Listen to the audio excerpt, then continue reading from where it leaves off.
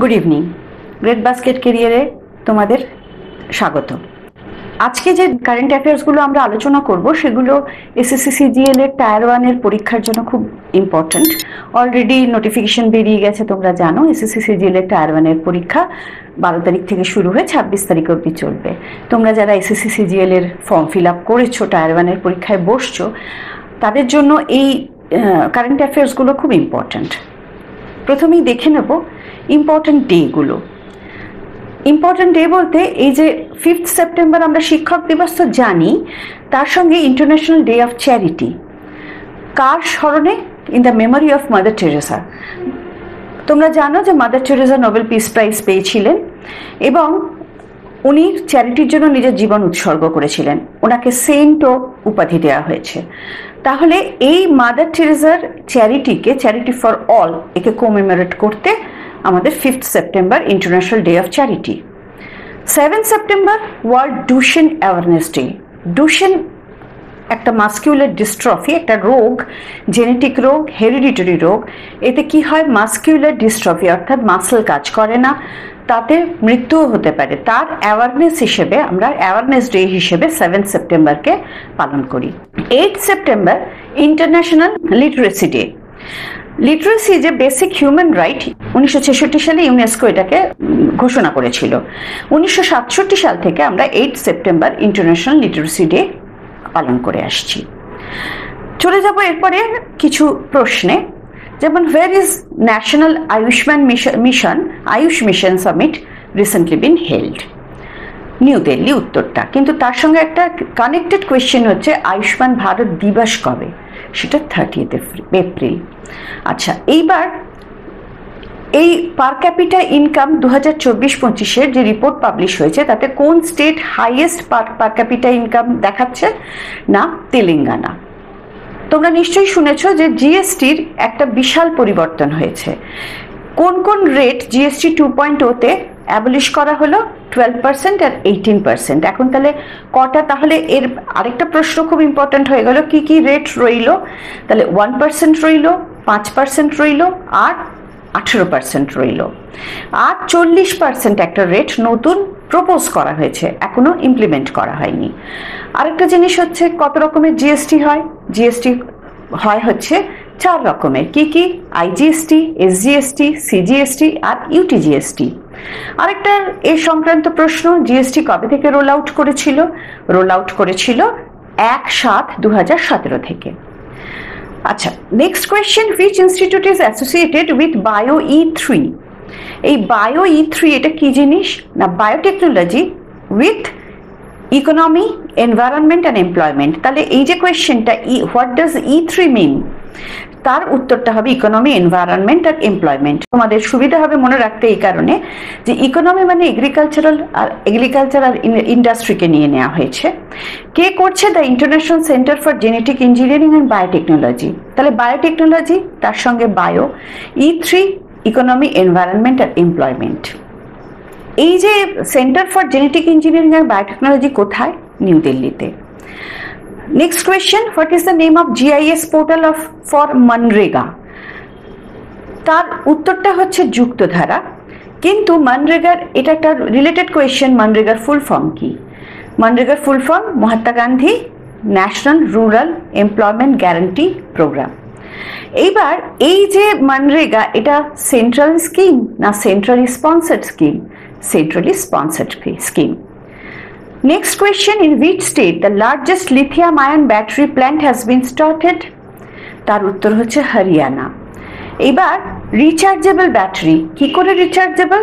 না, এই lithium ion battery বলতে কি বোঝা যাচ্ছে? না, লিথিয়াম অক্সাইডকে একটা ইলেকট্রোড হিসেবে ইউজ করা হচ্ছে। এইবার প্রশ্ন হতে পারে, একটা রিলেটেড প্রশ্ন, যে এটা কি পজিটিভ ইলেকট্রোড না নেগেটিভ ইলেকট্রোড? তার উত্তরটা হবে এটা পজিটিভ ইলেকট্রোড। তাহলে লিথিয়াম অক্সাইড পজিটিভ ইলেকট্রোড। এই পজিটিভ ইলেকট্রোড থেকে আবার লিথিয়াম আয়ন জেনারেট করছে। আর তাহলে নেগেটিভ ইলেকট্রোড কোনটাকে ইউজ করা হচ্ছে? নেগেটিভ ইলেকট্রোড ইউজ করা হচ্ছে গ্রাফাইটকে। এইভাবে এটা রিচার্জেবল ব্যাটারি।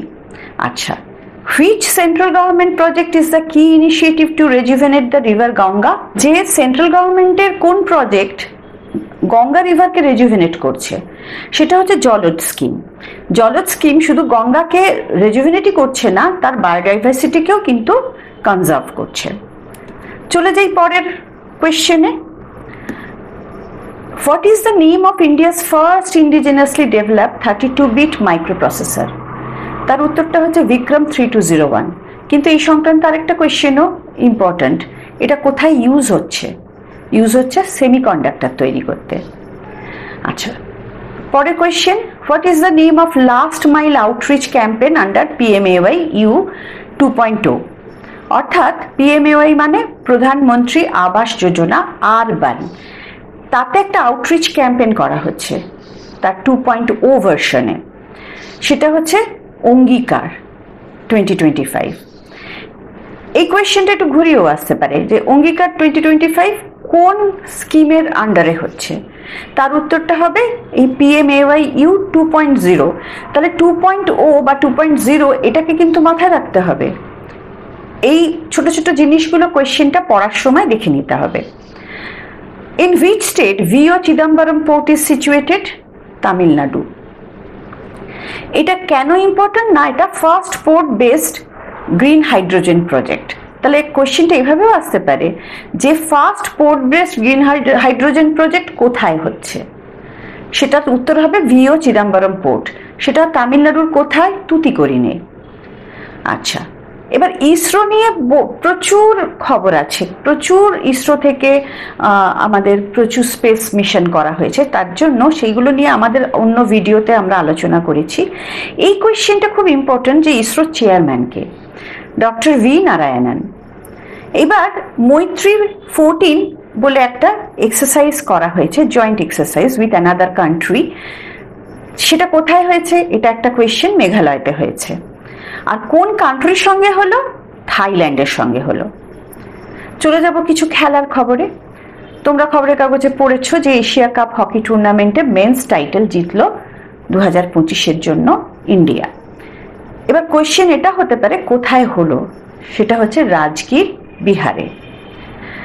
আর এই যে জলবীর, জলবীরটা কি? জলবীর হচ্ছে একটা ম্যাসকট। কোন অ্যাসোসিয়েটেড উইথ হুইচ স্পোর্ট? উত্তরটা হচ্ছে 11th এশিয়ান অ্যাকোয়াটিক্স চ্যাম্পিয়নশিপ। এই 11th এশিয়ান অ্যাকোয়াটিক্স চ্যাম্পিয়নশিপ কোথায় হবে? এটা একটা কোয়েশ্চেন হতে পারে। আহমেদাবাদ, গুজরাটে হবে। আর এর ম্যাসকট কি? তার উত্তর জলবীর। তাহলে আজকে আমরা এই প্রশ্নগুলো আলোচনা করলাম SSC CGL এর টায়ার 1-কে মাথায় রেখে। SSC CGL টায়ার 1-এর যদি আগের বছরগুলোর কোয়েশ্চেনগুলো তোমরা কনসিডার করো, তাহলে দেখবে অন্তত 5 থেকে 6টা কোয়েশ্চেন আসে কারেন্ট অ্যাফেয়ার্স থেকে। সুতরাং কারেন্ট অ্যাফেয়ার্স সংক্রান্ত কোয়েশ্চেনগুলোকে তোমাদের একদম শিওর হয়ে থাকতে হবে। SSC CGL এর যে পরীক্ষা, সেটা কিন্তু অল অ্যাবাউট স্পিড। অঙ্ক বা যে জেনারেল ইন্টেলিজেন্সের জন্য কিছুটা সময় লাগবেই, তা সুতরাং ইংলিশ আর জিকে যে কোয়েশ্চেনগুলো সেগুলো পটাপট করে ফেলতে হবে, খুব তাড়াতাড়ি এগুলোকে সলভ করতে হবে, যাতে ওইখানে তোমরা বেশি সময় দিতে পারো। এইবার এই জন্যেই SSC CGL এর এই কারেন্ট অ্যাফেয়ার্সগুলো আমরা আলোচনা করছি গ্রেট বাস্কেট ক্যারিয়ারের পক্ষ থেকে। আমাদের 2026-এর SSC CGL এর ব্যাচ এবং ব্যাংক পিওর ব্যাচ শুরু হয়ে গেছে, অনলাইন এবং অফলাইন দুটোই। আজকের মতন এইটুকুই। ভালো থেকো, গুড নাইট।